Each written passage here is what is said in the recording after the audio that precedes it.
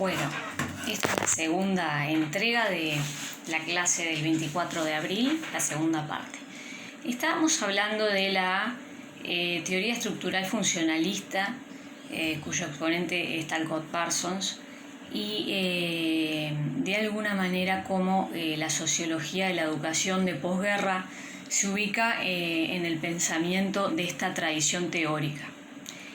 Tenemos a Talcott Parsons, que es una figura relevante, es un sociólogo estadounidense, nacido en el año 1902 en Colorado Springs, y muere en el año 1979. Como les decía, es un sociólogo estadounidense, es mejor conocido por la teoría de la acción social y su enfoque estructural funcionalista, y es una de las figuras más influyentes de la sociología del siglo XX. Él trabajó, luego de obtener el doctorado en economía, trabajó en la Universidad de Harvard entre 1927 y 1979, y él, basado en datos empíricos, genera la teoría de la acción social, que es una teoría de sistemas sociales, para poder analizar las sociedades, ¿verdad? Él analiza las sociedades como un sistema. Una de las grandes contribuciones de Parsons a la sociología fueron las traducciones de Max Weber y de Durkheim también, de Pareto. Por lo tanto, tanto Durkheim como Pareto como Weber son la base de la teoría de la acción social, en la que de alguna manera él intenta conjugar lo mejor de todas las tradiciones, ¿verdad? De todas las tradiciones que estaban en ese momento en boga. Bien, como yo les decía, su figura central fue Weber, y los otros dos autores claves, que son Durkheim y Pareto, agregan a la discusión y agregan información a su principal obra que él produce en el año 1937, que es la estructura de la acción social. Bien, pero toda esta información de Parsons quizás la vamos a dejar para otra clase. Yo ahora lo que me gustaría ahondar es, dado que este es un curso de sociología de la educación, voy a trabajar en un texto que también se los voy a subir. Es el aula como sistema social. Él analiza, es uno de los primeros que ingresa al aula para estudiarla y ver qué es lo que sucede allí. Contribución de Parsons.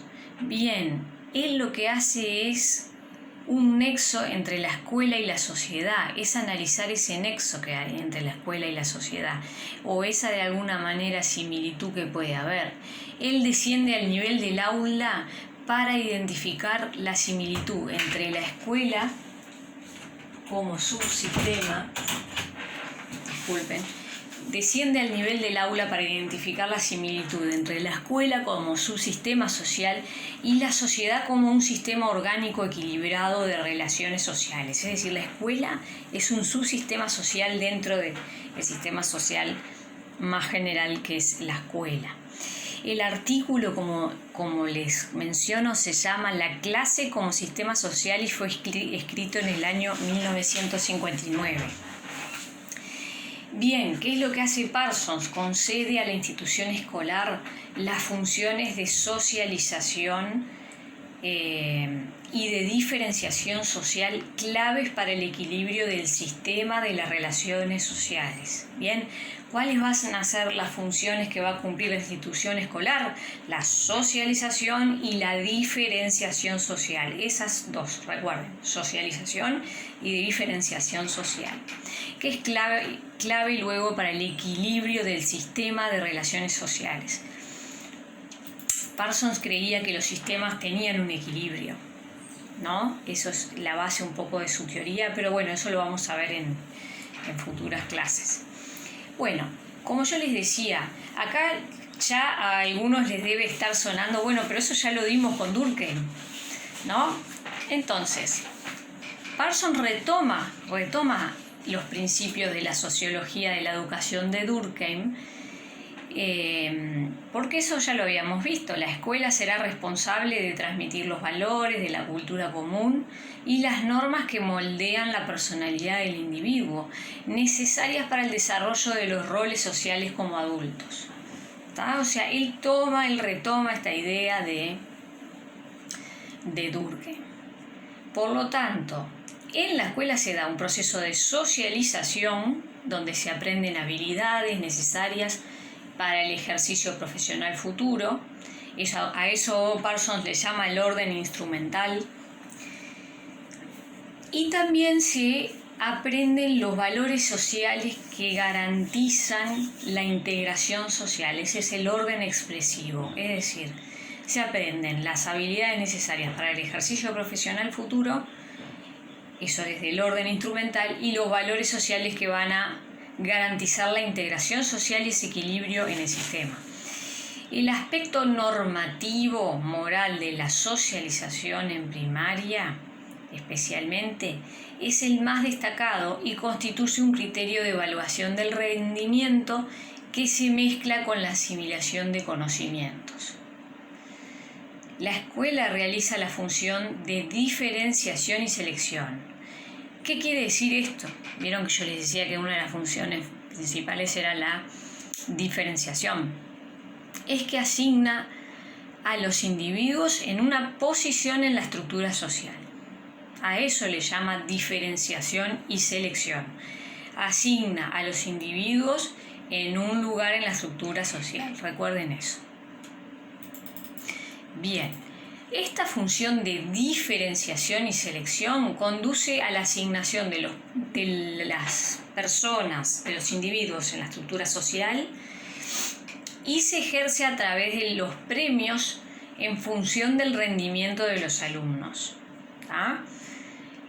Parsons, después lo vamos a dar quizá en alguna clase en donde ahondemos un poquito más sobre la teoría que hay de fondo, porque yo estoy hablando de Parsons, dando por supuesto que ustedes conocen la teoría, pero bueno, quizá podamos destinar alguna clase específicamente sobre la teoría, pero lo que dice Parsons es que la acción social de los individuos se guía por un sistema de premios y castigos, es decir, ya desde niños realizamos algunas acciones en función si recibo un premio,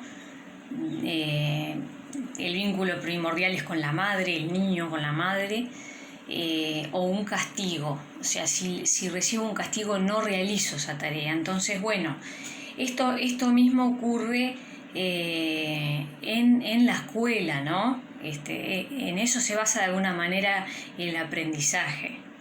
En la acción social de los estudiantes en función de obtener un reconocimiento por parte del docente. Eso conlleva al estudio, al esfuerzo y demás.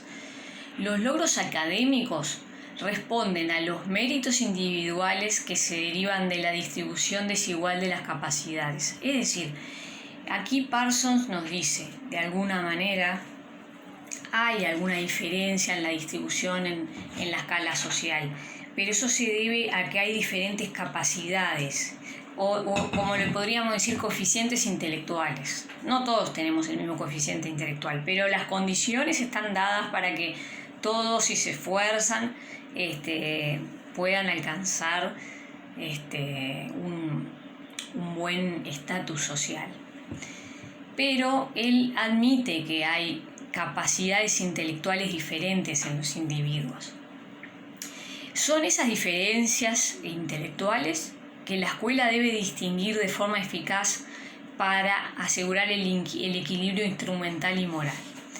Es decir, la función social de la escuela es la distribución de las cualificaciones y la asignación de posiciones sociales, como ya les decía. Bien. Hay que darle,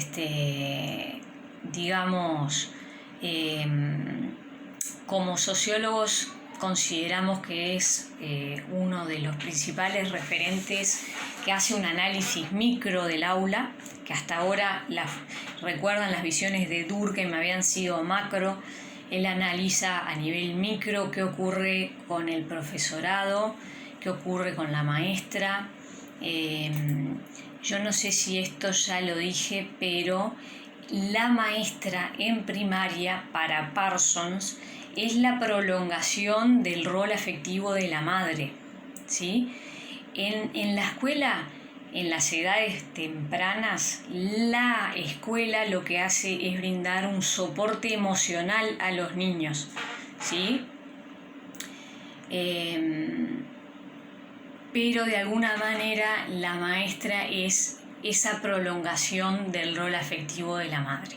De todas maneras se da una socialización y de alguna manera los niños comienzan a vincularse con otro adulto que no es su madre ni su padre. Bien. En secundaria se pasa a un rol profesional, donde lo más importante es la acentuación del aprendizaje y la motivación del logro, y su evaluación diferencial, pública y objetiva. Es decir, ya el docente de secundaria no tiene un rol tan afectivo o tan parecido al de la maestra, y el de la maestra se asimilaba al de la madre. No. Aquí en secundaria para Parsons, el docente cumple un rol profesional. Bien, lo más importante va a ser motivar a los estudiantes en esto que yo les decía, premio y castigo, para poder que esas personas logren los estudios y luego un mayor éxito en la estructura social. Bien, en secundaria se rompen los lazos de continuidad con la socialización familiar y los alumnos acceden a valores universales que rigen el funcionamiento de la sociedad. Es decir, el profesor en secundaria debe guiarse por criterios universalistas, por valores de orden superior a los que se aprenden en la familia, que son criterios particularistas. Es decir, un profesor de secundaria ya va a darles valores que son más universales a los estudiantes. Hay una identificación de los estudiantes. Hay una identificación del rol del profesor, ¿no?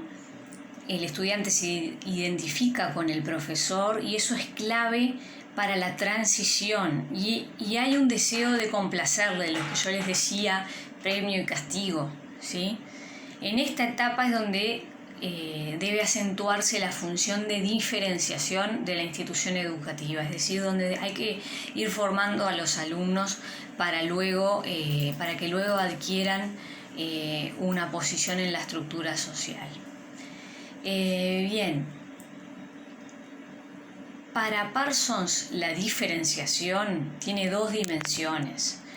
Uno, es resultado de las capacidades, motivaciones y aspiraciones de los individuos, es decir, tiene un componente que varía de acuerdo a las capacidades de cada uno, de las motivaciones y de las aspiraciones de los individuos, es que uno va a lograr diferenciarse del otro, ¿sí? Diferenciarse de un compañero. No todos somos iguales, ¿no? Hay un componente ahí que varía. Segundo, la que resulta de los roles que la sociedad establece para cada sexo, ¿no? Él también creía que había una diferenciación de género, de roles de género, que también ya se adquieren en la escuela. Eso él lo naturaliza, o sea, no lo cuestiona, o sea, lo que hace es decir, también existe eso en la escuela. Esto también es criticado en un futuro, pero les voy diciendo cómo él lo ve. Es decir, en la escuela o en el liceo también se establecen, digamos, por qué hay mujeres que eligen ciertas profesiones y hay hombres que eligen otras, ¿no? Digo, esto ya se va de alguna manera palpando en las instancias de secundaria, ¿no? Bueno, Parsons, por otro lado, con esto voy terminando, subraya las ventajas de las relaciones que se entablan en el grupo de pares, donde las relaciones entre individuos del mismo sexo fortalecen los roles sexuales de los niños y niñas ante las fuerzas de la escuela mixta que tienden a minimizar la diferenciación de roles. En esta época habían escuelas de hombres y escuelas de mujeres, o liceos de hombres y liceos de mujeres. Entonces, él manifiesta de manera crítica que hay diferencias de comportamiento entre grupos sexuales, pero es parte del orden natural y psicológico y las remite a las propias diferenciación de roles del mundo adulto. O sea, no lo cuestiona. Bien, críticas. El tratamiento de Parsons, que le da al aula como microsociedad, más allá de su función ideológica de legitimación de la meritocracia escolar, presenta numerosas limitaciones, como veremos, que han sido contestadas y superadas tanto por la corriente crítica como interaccionista del aula. Eso lo vamos a ver en otra clase.